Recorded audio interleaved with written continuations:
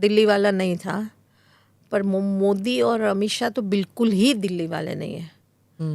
और वो गुजराती भी नहीं कहूँगी, वो आरएसएस की भूमिका में रंगे हुए और इस देश का बहुत बड़ा मैं कह रही हूँ, जो क्वांटिटी मुझे नहीं आने के हुए, मैं एकेडमिशियन नहीं हूँ, मैं कोई बहुत ज़्यादा पढ़ी लिखी नहीं हूँ, मैं नॉर्मल बीकॉम हूँ, तो मैं नहीं बता सकती कि कौन सी भाषा में आपको बताऊँ। पर 1947 में एक ऐसा भी इंडिया था जो नेहरू से प्रभावित नहीं हो पाया था, और एक ऐसा भी इंडिया था जो पूछ रहा था कि ये देश के बंटवारा किस बात से हुए, धर्म से नहीं हुए तो किस बात से हुए, कि या कांग्रेस की कौन सी नीति में क्या हुआ था। वो सब जो बातें थी, क्योंकि देश आगे बढ़ना चाहता था, साइंस टेक्नोलॉजी लेना चाहता था, तो उस टाइम बहुत सारे सवाल के जवाब एक तबके को नहीं मिले थे, वो आरएसएस की तरफ खींचा था।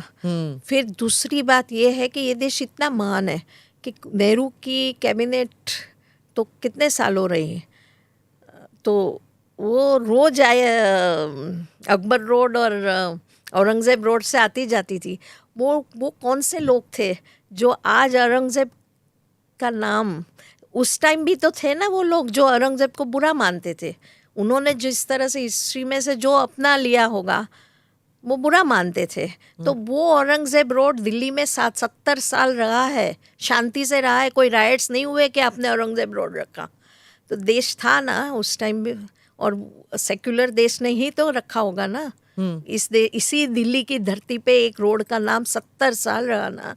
सो मैंने पढ़ा नहीं है कि उस टाइम क्या चर्चा हुई होगी और फिर ये सब नाम हुए, मुझे नहीं पढ़ना चाहिए, मुझे नहीं ख्याल है। पर मैं ये कहना चाहती हूँ, एक बड़ा वर्ग था, वो वर्ग जिसको आरएसएस ने भी कंधा यूज़ किया या अपने साथ लिया, पर मैं ये लोग उसके प्रोडक्ट हैं। मैं ये कहना चाहती हूँ कि मोदी और Amit Shah in that sense limit, Gujarati बोलने से ज़्यादा ये कहना चाहिए कि ऐसे सब बड़े इश्यूज जो थे इस देश में, जिसके बहुत कांग्रेस के पास सही जवाब है, मैं नहीं मानती हूँ। मैं कांग्रेस को बहुत ही इंटरेस्टिंग, इंटेलिजेंट और वाइब्रेंट पार्टी मानती हूँ। वो अभी नहीं है, पर एक समय था। अहमद पटेल से भी तो आप मिले थे। Nobody could replace Ahmed Patel ना आफ्टर हिज डेथ। नहीं, मैं ये जरा सा पूरा कर देती हूँ। मैं ये कहना चाहती हूँ, मोदी अमित शाह ये सब इश्यूज पे बहुत सोचे समझे हुए हैं। वो यहाँ आने, ये तो नसीब लेके आता है सबको। ये अमित शाह जेल नहीं जाते तो शायद होम मिनिस्टर नहीं होते। वो ये लोग ने, मतलब मुझे याद, देखो मैं मोदी को 81 में मिली फर्स्ट टाइम, जब वो एमए कर रहे थे पार्ट 2, और उनके मेंटर थे, जो मेरे भी मेंटर थे, प्रोफेसर प्रवीण शेठ, और उनकी वाइफ सुरभि, और प्रवीण भाई ने मुझे अपनाया था एज ए डॉटर, क्योंकि उनको 2 बेटे थे, डॉटर नहीं थी, और मैंने भाग के शादी की थी, तो मुझे वो माँ बाप मिल गए थे। ऐसे मेरे माँ बाप भी अच्छे ही थे, और मेरी माँ से हमेशा रिश्ता सलामत रहा और मजबूत रहा। लेकिन फिर भी इन्होंने भी मुझे प्यार किया था। तो मोदी भी वहाँ रोज आते थे, मैं भी उनको वहाँ 81 में मोदी होंगे, मैं भी मतलब मैं भी यंग थी तब भी। मोदी 81 में बहुत ही पढ़ाई लिखाई करते थे, और मुझे बहुत कुछ याद है जिसका अभी टाइम नहीं है कहने को। पर he was studying in MA, और उसकी क्लासमेट को भी एक मैं जानती हूँ, मैंने उसको फ़ोन करके थोड़े वक्त पहले पूछा था, जब अरविंद केजरीवाल बहुत लिख रहे थे ना ट्विटर पे इधर उधर, सब अरविंद केजरीवाल क्या सब लिख रहे हैं, कांग्रेस वाले भी, कि मोदी पढ़े लिखे नहीं है। तो मैंने उसको कहा कि आप उसकी क्लासमेट है, आप बताइए, वो लॉयर है तो अभी।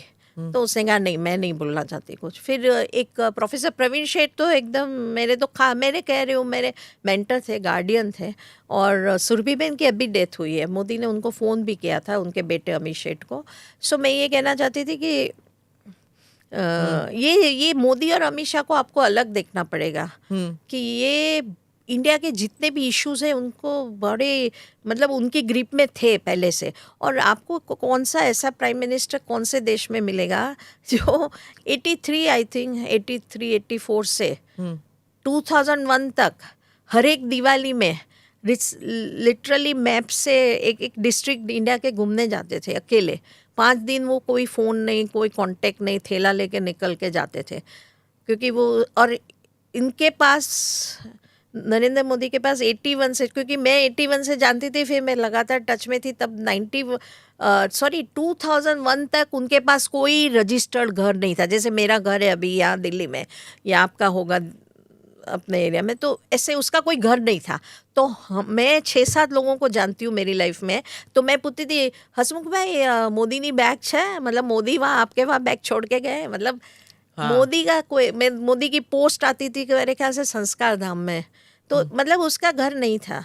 तो ये एक अलग टाइप के, तो इसको गुजराती गुजराती मत लीजिए, सिर्फ गुजराती, मतलब एक लेयर है गुजराती आइडेंटिटी, और वो गुजराती आइडेंटिटी क्या है कि बहुत प्रैक्टिकल, वो तो बहुत स्ट्रॉन्ग आइडेंटिटी, जुगाड़ निकालना, रास्ता निकालना, नेगेटिव, हाँ उसका हमेशा, मोदी तो पहले से पैदा हुए तब से उसका ग्लास हाफ फुल, वो ऐसा ही रहता है। हाँ हाँ, and he has said this also in many हाँ, वो ओकेजन्स, कॉलेज में जो बहुत ही turning point of his life था, जब वो अपने आप को लॉन्च किए थे 2013 में, वो श्री राम कॉलेज में शायद, हाँ।